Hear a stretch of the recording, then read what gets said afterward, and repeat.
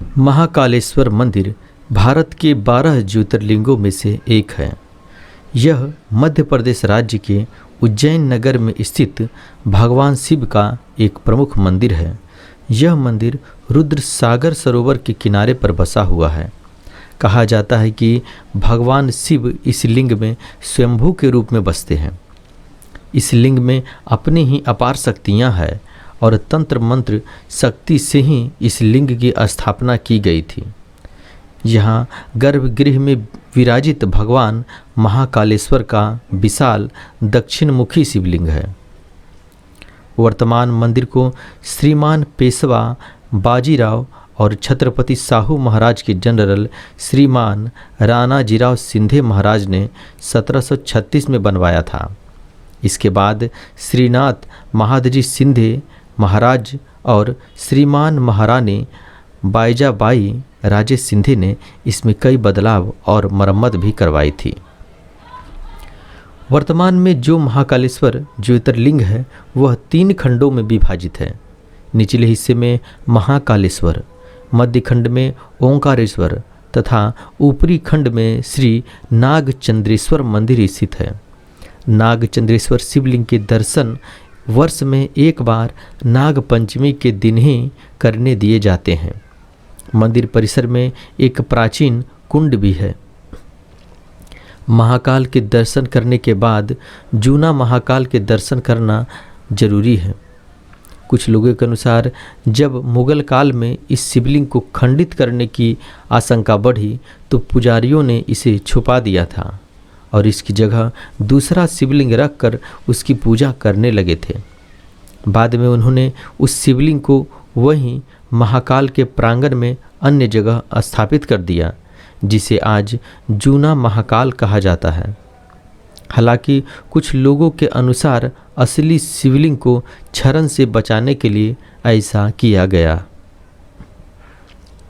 12 ज्योतिर्लिंगों में से महाकाल ही एकमात्र सर्वोत्तम शिवलिंग है। कहते हैं कि आकाश में तारक शिवलिंग, पाताल में हाटकेश्वर शिवलिंग और पृथ्वी पर महाकालेश्वर शिवलिंग ही मान्य शिवलिंग है। महाकालेश्वर में काल शब्द निहित है। काल के 2 अर्थ होते हैं, एक समय और दूसरा मृत्यु।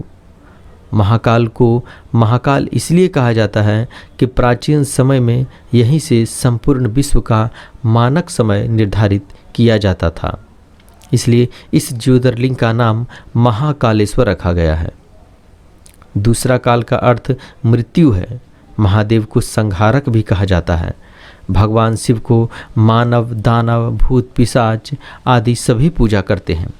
कहने का मतलब है महादेव भगवान कालों के काल हैं, इसलिए इन्हें महाकाल कहा जाता है। इसलिए भगवान भोलेनाथ यहाँ महाकालेश्वर के रूप में जाने जाते हैं। भगवान शिव का यहाँ विराजमान होने के पीछे एक पौराणिक कथा इस प्रकार है। कहा जाता है कि अवंती नाम से एक रमणीय नगर था जो भगवान शिव को बहुत प्रिय था।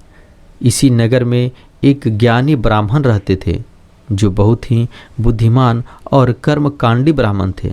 साथ ही ब्राह्मण शिव के बड़े भक्त थे। वह हर रोज पार्थिव शिवलिंग बनाकर उसकी आराधना किया करते थे। ब्राह्मण का नाम वेद प्रिय था, जो हमेशा वेद के ज्ञान अर्जित करने में लगे रहते थे। ब्राह्मण को उसके कर्मों का पूरा फल प्राप्त हुआ था। रत्नमाल पर्वत पर दूषण नामक एक राक्षस रहता था। इस राक्षस को ब्रह्मा जी से एक वरदान मिला था। इसी वरदान के मद में वह धार्मिक व्यक्तियों पर आक्रमण करने लगा था। उसने उज्जैन के ब्राह्मणों पर आक्रमण करने का विचार बना लिया। इसी वजह से उसने अवंती नगर के ब्राह्मणों को अपनी हरकतों से परेशान करना शुरू कर दिया। उसने ब्राह्मणों को कर्मकांड करने से मना करने लगे, धर्म कर्म का कार्य रोकने के लिए कहा, लेकिन ब्राह्मणों ने उसकी इस बात को ध्यान नहीं दिया। हालांकि राक्षसों द्वारा उन्हें आए दिन परेशान किया जाने लगे। इससे उबकर ब्राह्मणों ने शिव शंकर से अपनी रक्षा के लिए प्रार्थना शुरू कर दिया। ब्राह्मणों के विनय पर भगवान शिव ने राक्षस के अत्याचार को रोकने के लिए पहले उन्हें चेतावनी दी। एक दिन राक्षसों ने हमला कर दिया। भगवान शिव धरती फाड़कर महाकाल के रूप में प्रकट हुए। नाराज शिव ने अपने एक हुंकार से ही दूषण राक्षस को भस्म कर दिया। भक्तों की वहीं रुकने की मांग से अभिभूत होकर भगवान वहाँ विराजमान हो गए। इसी वजह से इस जगह का नाम महाकालेश्वर पड़ गया, जिसे आप महाकालेश्वर ज्योतिर्लिंग के नाम से जानते हैं। कालों के काल महाकाल को प्रतिदिन सुबह भस्म आरती होती है। इस आरती की खासियत यह है कि इसमें ताज़ा मुर्दे की भस्म से भगवान महाकाल का श्रृंगार किया जाता है। एक बार की बात है कि भगवान की आरती के लिए ताज़ा भस्म नहीं मिल पाई, तब वहाँ के पुजारी ने अपने ही बेटे को जलाकर भस्म तैयार किया और भगवान की आरती की, जिससे महाकालेश्वर भगवान प्रसन्न हुए और उस ब्राह्मण को दर्शन दिए।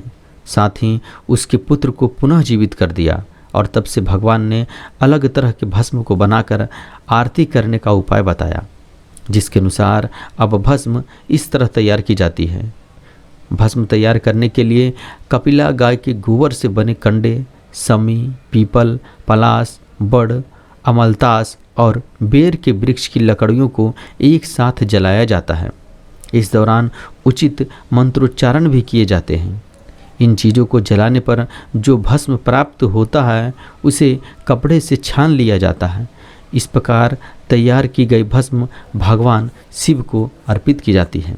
महाकालेश्वर भगवान के बारे में यह कहा जाता है कि उज्जैन का एक ही राजा है, वह है भगवान महाकालेश्वर। विक्रमादित्य के शासन के बाद से यहाँ कोई भी राजा रात में नहीं रुकता। जिसने भी यह दुस्साहस किया वह संकटों से घिरकर मारा गया। सिंहासन बत्तीसी की कथा के अनुसार राजा भोज के काल से ही यहाँ कोई राजा नहीं रुकता। वर्तमान में भी कोई भी राजा, मुख्यमंत्री और प्रधानमंत्री आदि यहाँ रात में नहीं रुक सकता। उज्जैन के राजा महाकाल बाबा श्रावण मास में प्रति सोमवार नगर भ्रमण करते हैं और अपनी प्रजा को देखते हैं। महाकाल की सवारी में किसी भी प्रकार का नशा करके शामिल नहीं किया जाता। महाशिवरात्रि के दिन समूचा शहर शिवमय हो जाता है। चारों ओर बस शिव जी की ही गूंज सुनाई देती है। सारा शहर बाराती बन शिव विवाह में सम्मिलित होते हैं। इस तरह हमने देखे कि महाकालेश्वर भगवान की महिमा कितनी है। अगर आपको हमारे द्वारा बताई गई जानकारी अच्छी लगे तो हमारे चैनल को सब्सक्राइब कर दें। साथ ही आपके जो भी सुझाव हो हमें कमेंट बॉक्स में अवश्य लिखें। जय भोलेनाथ।